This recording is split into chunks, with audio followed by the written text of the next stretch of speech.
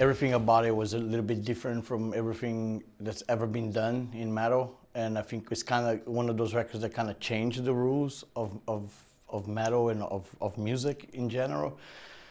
We blending together heavy metal and tribal sounds and percussion, and we even went to a Brazilian tribe and recorded with the Chavantes, the Brazilian Indians in the middle of Brazil, and that was kind of like the center of the record.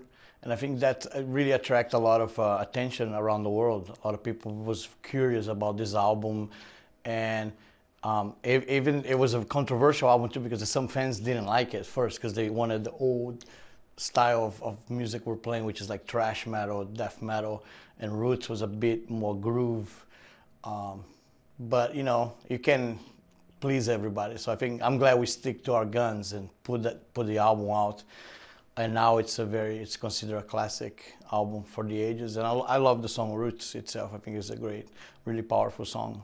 The idea of the record was to do more with less. So come back to the basics, almost like a punk kind of feeling to the record. We strip everything down, so not a lot of solos, so more noise on the guitars than shredding solos. And some of the songs were kind of slowed down, and a lot of experimental stuff. You know, stuff like Rata Mahata was with us, and Carlinhos Brown was all in Portuguese. And there was some other songs like Breathe Apart and Look Away had a lot of experimental. So it was like a lot of trying different things. And I think the best was the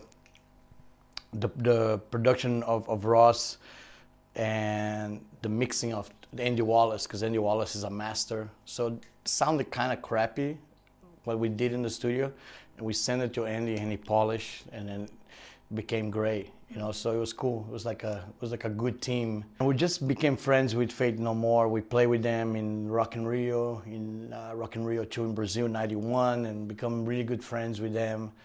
And so we decided early in the process that we're gonna have Mike on the album, you know. So it was cool. We all love Faith No More, and we thought it would be great to get Mike Patton to record with us, especially he doesn't do much stuff outside Faith No More. I think only a little bit of Mr. Bungle. And then Ross had a connection with Korn because he made the record, so he invited John also to be on the album. So it ended up being Mike and John and us, and we created Look Away, which was awesome because it started just with a loop drum beat. The cover image was like it's a Brazilian dollar bill. It's like extinct. We don't use it anymore. But back when we were kids, even teenagers, that was kind of like our $5 or $10 bill. So I used to see the Indian all the time on the dollar bill, you know.